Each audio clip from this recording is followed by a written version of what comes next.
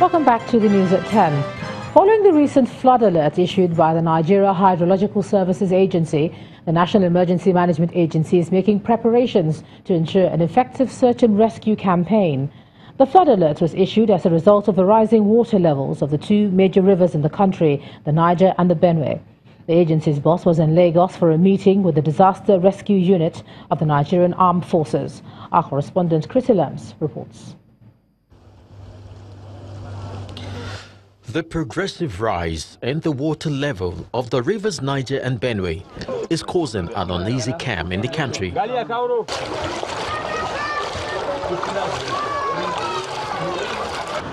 This necessitated a flood alert on the 7th of September by the Nigeria Hydrological Services Agency. Current data shows that at the confluence of the two rivers, water level has risen to about 10.66 meters, which is about 2.18 meters shy of the highest level of 12.84 reached in 2012, which caused a massive devastation.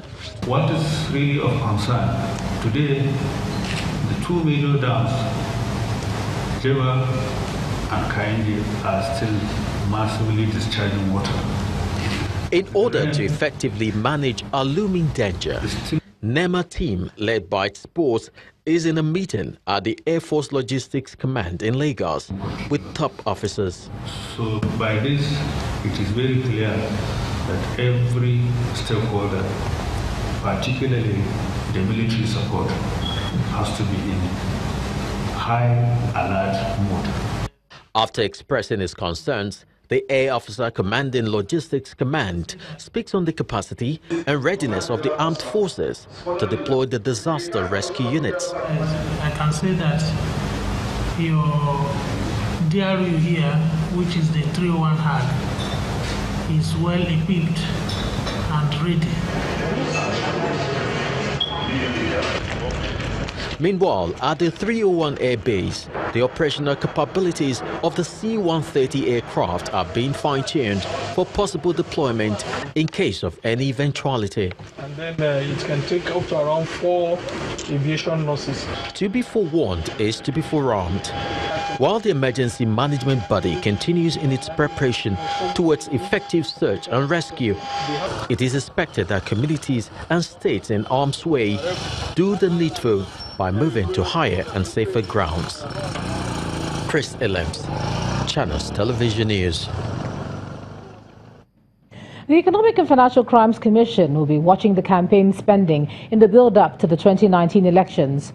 Addressing journalists in Abuja, the acting chairman of the commission, Mr. Ibrahim Magu, confirmed that the agency will partner with the electoral umpire to address the rising cases of vote buying. He observed that excessive spending during elections leads to gross financial abuse and perversion of the election process, which in turn encourages bad leadership and corruption. Mr. Magu warned that bank accounts will be monitored for suspicious transactions and asked banks to desist from collaborating with such politicians. It will interest you to note that before now, it was inconceivable for law enforcement agency to investigate the source of election funding of political parties and their candidate.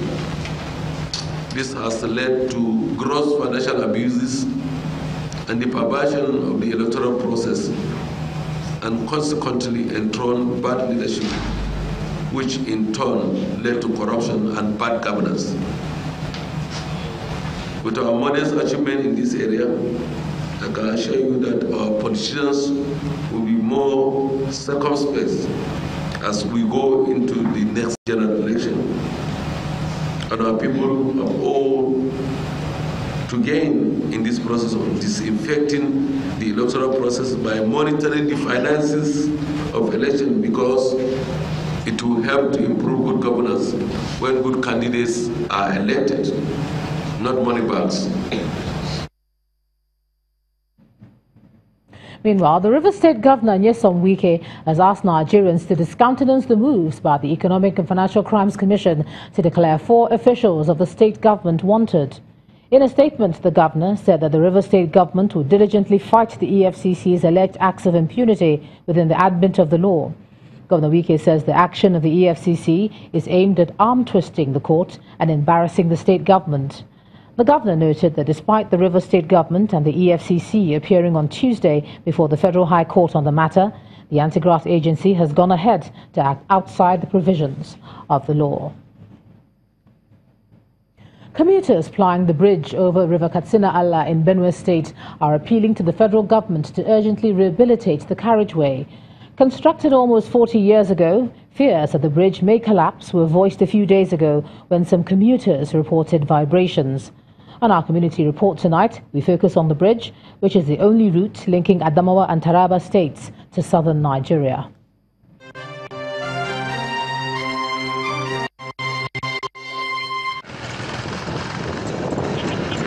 A road pitted with potholes coupled with a shaken bridge is certainly a recipe for fear, especially when there's nothing but a wide river beneath.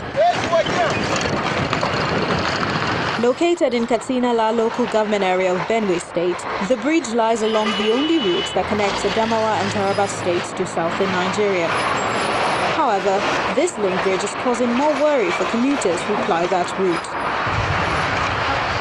This bridge is so it's so bad. We don't even know how to describe this bridge again. It was constructed since 1978. And there's no repairs done on it, and it has led to so many deaths now.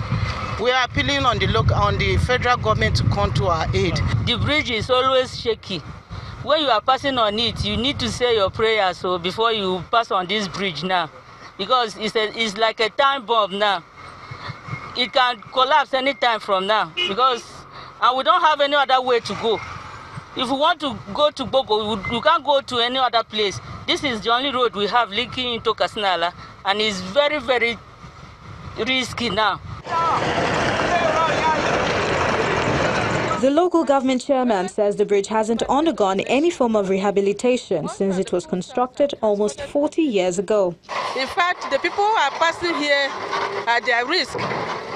When it rains, the situation is a very worrisome situation, because with accumulation of water on the road and the echoing of the road, you discover that we are afraid. All of us here are afraid. But there is some hope in the horizon after the state governor orders temporary palliative work to be carried out on the bridge. We're already drawing the attention of the minister, but I've told the Minister of Works to try to do something that we help remove some of the fears that we have from the bridge collapsing completely. So that is going on. I'm yet to have a response from the minister, but I believe that very soon they will come, because it's a major link between the south and the north. The progressive deterioration of the Katsina-La bridge is a disaster waiting to happen, and only an urgent response from the federal government can prevent a foreseeable tragic outcome.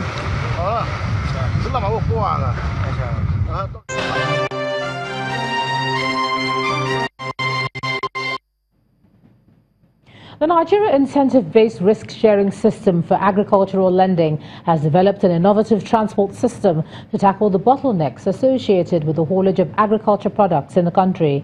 According to the Managing Director of NISROL, Mr. Aliyu Abdul Hamid, the initiative will end the over $9 billion post-harvest losses. He said the agency will be collaborating with the Ministry of Agriculture, the transport sector and the private sector to achieve this objective. Officials of the Nigeria Incentive-Based Risk-Sharing System for Agriculture and top government officials at a meeting aimed at repositioning the nation's agri sector through adequate transport system. The managing director of NISROL laments the wastage of agri products, but is hopeful that this can be reduced with the right collaboration. Obviously, the SAT-C model, when implemented, will be a significant step in saving the economic losses we incur after harvest, which, as estimated by the Nigerian Stored Products Research Institute, is up to $8.9 billion annually when you aggregate what we lose in the shipping of fish I think some people are shipping fish produce in the southwest in a tank now with water. It's suboptimal. They still incur a lot of losses. You understand? Forget tomatoes and onions. We all know the kind of losses we incur. But when you aggregate all the losses, ladies and gentlemen, it's important for us to realize we are losing $9 billion. And you know what $9 billion can do if you save it.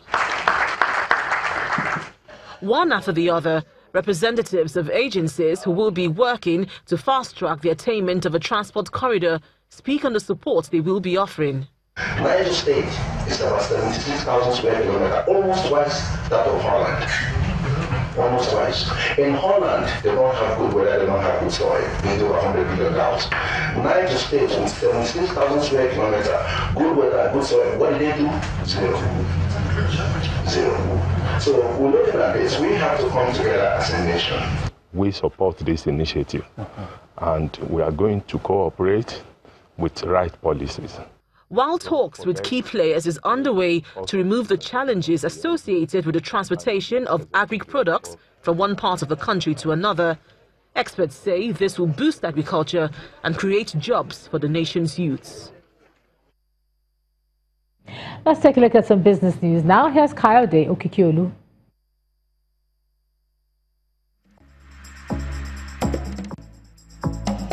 You First. First Bank.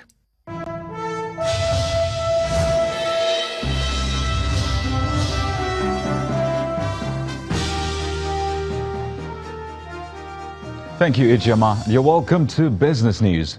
The Organization of Petroleum Exporting Countries says it expects increased global crude demand later this year. Data from the group in its latest monthly report suggests that a global oil supply surged by 490,000 barrels a day to average 98.9 million barrels per day in August, driven by increased output mostly from Nigeria, Libya and Iraq. The group expects non-OPEC crude supply to grow by 2.02 million barrels a day in 2018 and 2.15 million barrels next year. On the other hand, OPEC revised down its global demand growth forecast to 1.62 million barrels a day for 2018 and 1.41 million barrels for 2019 due to slower than expected performance by non-OECD Latin America and the Middle East. Nigeria's stock market records its highest decline since May 2016 as the all-share index plunges below 33,000 amid continued sell-off by investors. Chimezie Obiwago has all the details.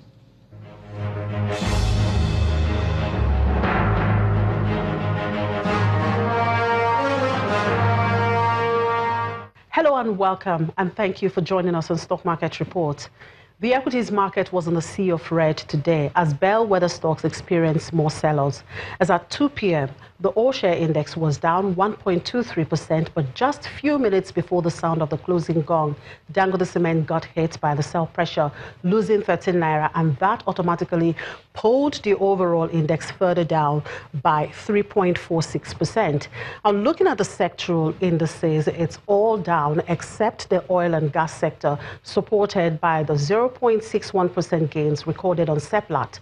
The industrial sector was heavily beaten, as you can see.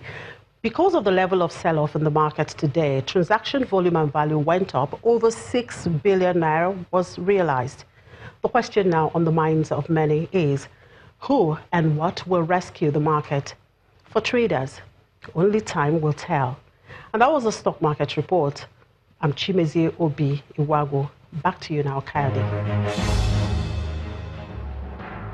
Thank you, Chimezie. Outside Nigeria, U.S. stock market managed to make a comeback at the close of today's trading session over an hour ago. And this is coming amid optimism of renewed trade talks between the U.S. and China. In the meantime, major stock markets in Africa, Europe and Asia ended with mixed sentiments. Let's take a look at the figures.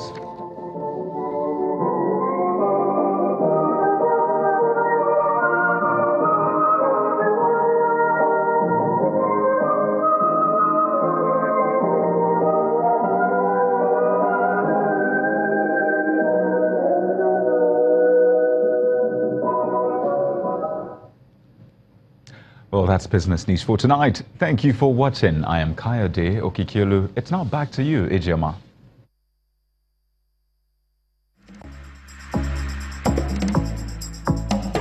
You first. First Bank.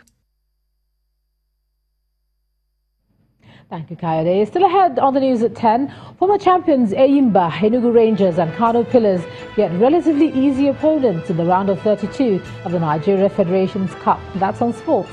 Stay with us.